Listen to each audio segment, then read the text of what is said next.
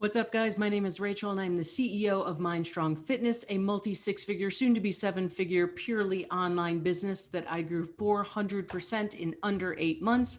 And the purpose of this content is to teach you to do the exact same thing, but in much less time. So today we're talking about the number one. I don't even know if I should call it a mistake. It's the number one thing that I see new business owners, new entrepreneurs make. And it's the thing that stops you from being successful. And that is as blatant as I can put this. And I'm going to tell you a little personal story first, and then we'll get into the bigger picture about what to do with it and how to redefine it.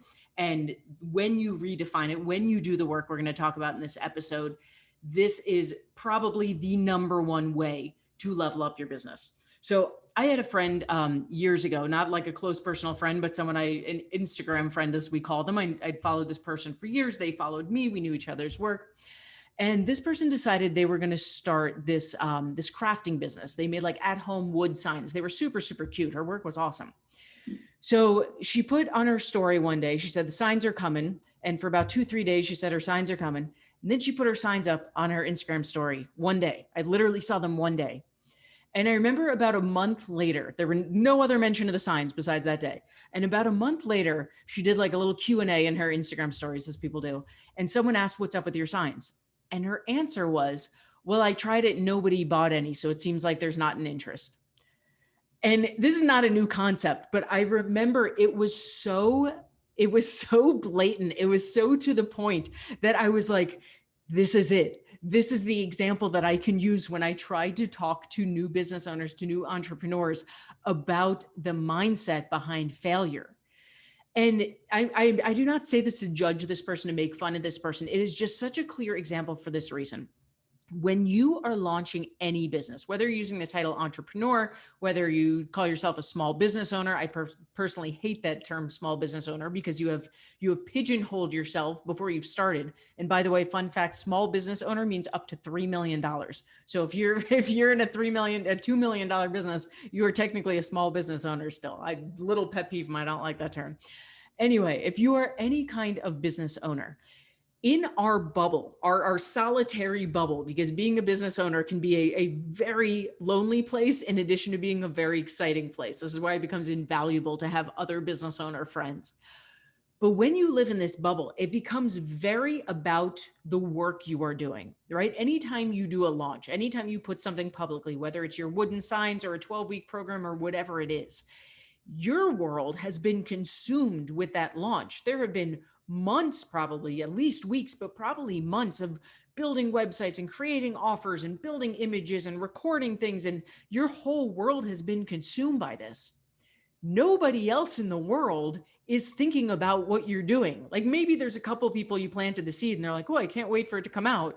But especially in the beginning, chances are that's your mom and your best friend, right? The world is not chomping at the bit for you to release this product. So what happens is our world is consumed by it. It's this huge, huge, huge buildup to launch day. We expect that the entire world is waiting with bated breath. And then we launch and it's crickets. And the moment that happens, the vast majority of business owners or aspiring business owners, they give up because they almost get resentful. Like, well, nobody bought for me. And the answer, to put it, we're not here to sugarcoat. The answer is the world was not waiting for your launch, right? If nobody bought the day that you opened, it's because of you. And I say that with all the love in the world, but one of two things happened. Either one, you didn't we'll talk about it more, but do the plan backwards. You didn't research if there was a need for this product. And secondly, you didn't build the hype for it enough. Nobody knew it was coming. If you think about your own Facebook feed, your own Instagram feed, your own scrolling through stories, you are not studying your Facebook feed saying, I wonder if anyone's launched anything I can buy today, right? We're looking at Instagram stories going click, click, click, click, click, click, click. We're not reading every story with unfaltered detail. But yet this is what we expect other people to do. So when we launch something once and nobody responds, it's because they didn't notice yet. Right. And even if you didn't do one of those two things, if you didn't hype it enough, if you didn't do your market research, that doesn't mean it's the end. That was day one. That was a blip on the radar. That was one star in infinite universes that we know about. Now the work begins of promoting and ads and getting the word out and building hype around it. But if your MO in the business world or in the aspiring business world is to launch something and the second it doesn't work to give up, I'm telling you from the bottom of my soul, get out now. Because 80% of running a business is falling on your ass. It's building that hype. It's doing, even when you do the work, even when you create that hype, even when you do the market research, you are going to have launches that fail. And if every single time you do it, you are settling into a place of resentment, if you're letting the limiting beliefs flood in, if this is never going to work for me, nobody wants what I'm selling, blah, blah, blah, blah, blah. We are pleasure seeking creatures, and you are not going to stay in a state of discomfort. You are not going to keep doing this thing that is making you feel like shit. So for today's purposes, and we'll do whole episodes talking about how to create this hype, how to do the market research to make sure that people not only know it's coming, but have asked for it. When you can create a product that people are asking for, you're going to sell out before you even created the product. Nobody even knows it doesn't exist yet because it has a name, there's a title to it, and they are chomping at the bit to get it. So when you open the doors, when it exists in the world, you don't have this issue anymore because the world was waiting with bated breath. But what we need to do here is what I call redefining failure. And sometimes redefining failure sounds like a hippie woo-woo rainbows and glitter thing. But this is the key to being a successful business owner. This is one of the most important steps that you can take. When something doesn't go as planned, the more we can emotionally separate and view it as data, number one, the more apt you are to stick with it. And number two, this is what's going to grow your business more than anything, right? We've all heard the stories of famous inventors who invented things by accident, right? There's also millions of stories where something didn't go as planned, but it led to something better. So I'll give you an example. You build, you do this launch and crickets, right? We're not here to sugarcoat. We're not suppressing our feelings. We're not saying, we're not standing in front of the mirror reciting, I am a warrior and I feel incredible when you really feel like shit. Like, feel the feelings, let them pass, vent to your partner, vent to your best friend. Man, that really sucked. Like, I really thought I was going to sell out and nobody bought. This feels terrible. Have your moment, eat your Haagen-Dazs, go to the gym, do what you got to do to get it out. Now let's get to work. Let's look at the data. What went well? Well, I had a huge waiting list. There were a lot of people that seemed interested. Awesome. So that means there's interest in the product. So what happened is there was a disconnect between the hype for the product and when it was actually launched. Maybe I needed to create more hype that it's actually coming. Maybe all hope is not lost. Maybe I just need to keep pounding people with the fact that it exists now. Maybe I need to look at my pricing. Maybe I need to reach out to some of those people on the wait list to say, hey, the thing that you signed up, you were waiting for this. What happened? And get some data. And what happens is the more we can step into this place of curiosity, the more we can view this failure as feedback. Now we get to go back, we get to tweak, we get to adjust. And this is how your business grows exponentially, because the next time you do it, you're not going to make those same mistakes, right? You heard directly from your potential clients' mouths what they needed. You saw the data, you saw what worked and didn't. And the next time you do it, it's going to be that much better. Now, as an entrepreneur, a small business owner, whatever you're labeling it, you're going to do this thousands of times. So between that first time that was completely falling on your ass and the thousandth time of kind of falling on your ass, there's tremendous progress and you are not repeating those same mistakes. Now, from a mindset point of view, there is a massive difference between this launch failed and I am a failure. And again, I say this from the bottom of my soul with all the love in my heart. If the story in your head, every time you do something as a business owner and it fails, if the story in your head is I am a failure, get out now, because you are going to waste years of your life, tons of cash, tons of hours of your day that could be spent doing other things that don't make you feel like shit, just going down a rabbit hole that's going to make you feel worse and worse and worse.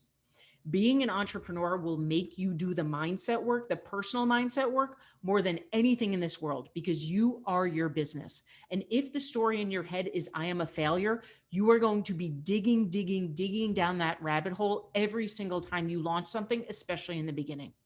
When we can emotionally separate, when we can say, interesting, that launch failed. Am I a failure? Absolutely not.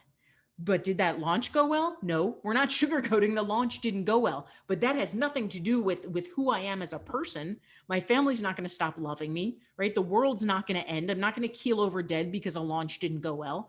That launch failed. I did not fail. I am not a failure. And the more, and that is a hashtag bigger life statement, the more that we can separate ourselves from the activity, from the external, To us as the business owner, the internal, the more apt you are to stick with this, the more you're destined to stay in a place of curiosity, and the more apt you are to actually gather the data and learn and grow. I will tell you from personal experience that failure feels like shit in the morning. In the moment, there is no sugarcoating that. It does not feel good to put your time, energy, your heart, your soul, especially as entrepreneurs. This is our baby. It does not feel good when you put that energy in and it doesn't go as planned. And some of the biggest successes in my business personally, and any entrepreneur out there that's killing it will tell you the same. It could not have happened without those quote unquote failures around along the way, because that's how we gather data. That's how we learn. That's how we learn our audience. That's how we grow. That's how we adjust. Now, again, we'll do other episodes where I'll dig into ways to minimize this, right? You don't have to learn by falling on your ass all the time. There's ways to gather that data. There's ways to create hype before you actually launch. But there is no tiptoeing around the fact that if you are an entrepreneur, things aren't going to go as planned. In fact, they shouldn't. If everything you are launching goes exactly as planned, chances are you are not pushing your boundaries, right? Not failing. And again, this is a hashtag bigger life statement. If you are not failing in your life, you are staying dead set in your comfort zone and you are living in a box.